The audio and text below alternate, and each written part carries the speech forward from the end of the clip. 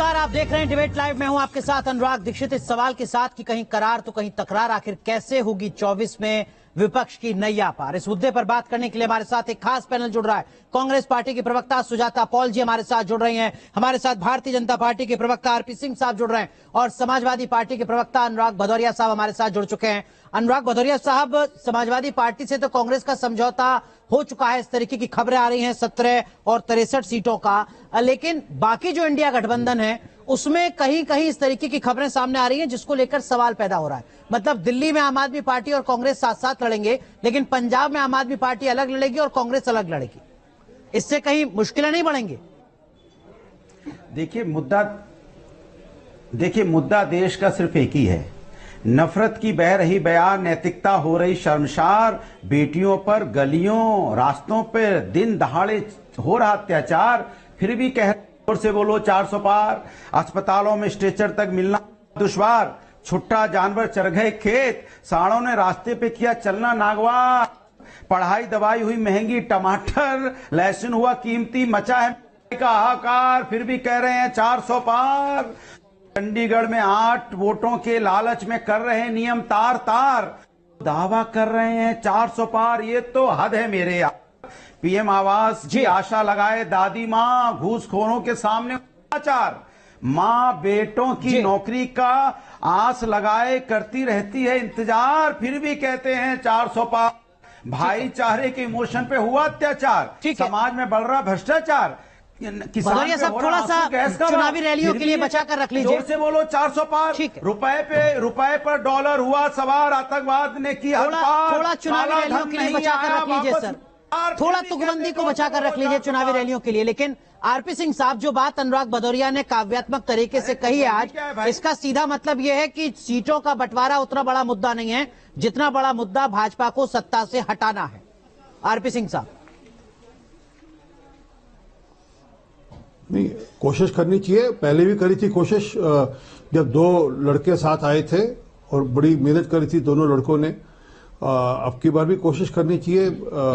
Cycle को, हाथ को अपने साथ बिठाकर चलाना चाहिए। और ये कोशिश अभी थोड़े दिन पहले विधानसभा के चुनाव में करी थी इन्होंने, छत्तीसगढ़ में, मध्य प्रदेश में, राजस्थान में। जवाब मिल गया था इनको कि वहां की जनता क्या चाहती है। और उसी प्रकार से उत्तर प्रदेश में भी इन्होंने कोशिश करी थी पिछले दिनों में विधानसभा चुनाव में, तब भी जवाब मिल गया था। अब की बार फिर कोशिश करें। परंतु जो मूल मुद्दा है कि इनके पास जो, एक मिनट दे दीजिए प्लीज, मैंने टोका नहीं, उन्होंने भी कविता गा दी अपनी, कोशिश कर ली गाने की कविता, सॉरी।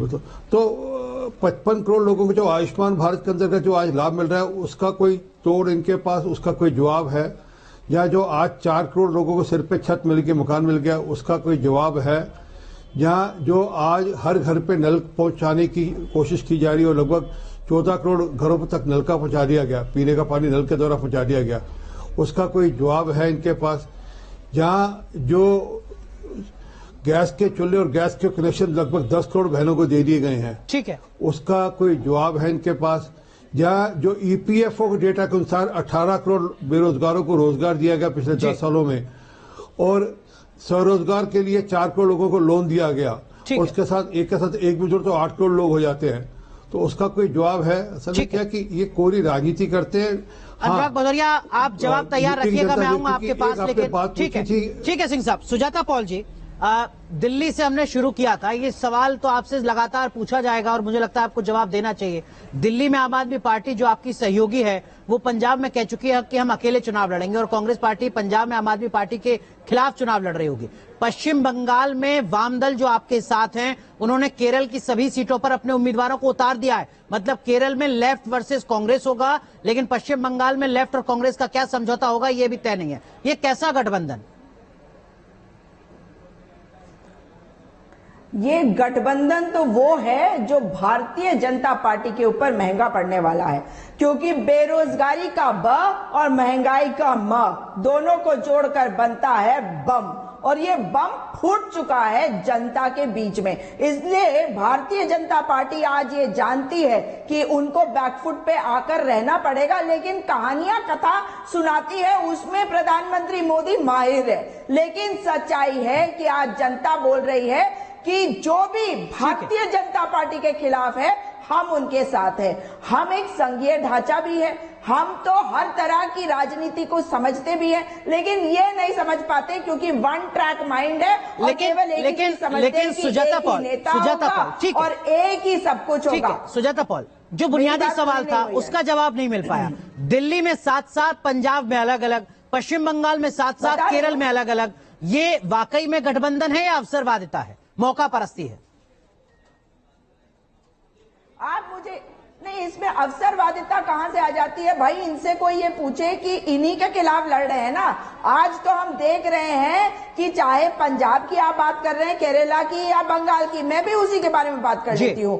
जो जीतेगा वो सिकंदर होगा, मगर वो सिकंदर भारतीय जनता पार्टी के खिलाफ खड़ा होगा और उस सिकंदर को आज खड़ा करेगी जनता, क्योंकि जनता कर रही है त्राईमाम। आरपी सिंह साहब, ये तो बता दे कि आज इतना बड़ा खुलासा हो चुका है। आखिरी बात बोलिए कि 30 ऐसी बड़ी कंपनियों से इन्होंने 335 करोड़ की उगाही करी। शुभकरण सिंह जी जो 20 साल के हमारे अन्नदाता थे, उनकी हत्या करी हरियाणा की पुलिस ने। तो ये कौन सी सरकार है? आरपी सिंह साहब, की सरकार है। सुजाता पॉल जी और अनुराग भदौरिया साहब, दोनों का एजेंडा सिर्फ एक, बीजेपी को सत्ता से हटाना, बाकी राज्यों में गठबंधन को लेकर कुछ भी होता रहे, मकसद एक है।